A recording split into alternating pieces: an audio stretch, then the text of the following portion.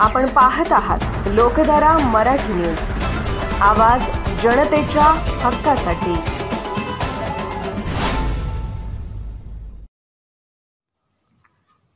जत तालुक्यातील सोनेळ येथे सलाबादप्रमाणे मोहरम सण साजरा करण्यात आला। माजी मार्केट कमिटी सभापती संतोष गौडा पाटील यांनी ऊद घालून दर्शन घेतले व पालखी उठली। मोहरम हे हिंदू मुस्लिम एकतेचा सण आहे। हा सण मुस्लिम बांधवांचा जरी असला तरी त्यात हिंदू बांधवही मोठ्या संख्येने सहभागी होतात। गावात मागील 5 दिवसांपासून मोहरम सणानिमित्त विविध कार्यक्रम घेण्यात आले। पीरपंजाच्या विसर्जनापूर्वी परंपरेनुसार डोली व पीरपंजा गावचे माजी मार्केट कमिटी सभापती संतोष पाटील यांच्या घरी पायावर पाणी टाकून गावातून मिरवणूक करण्यात आली।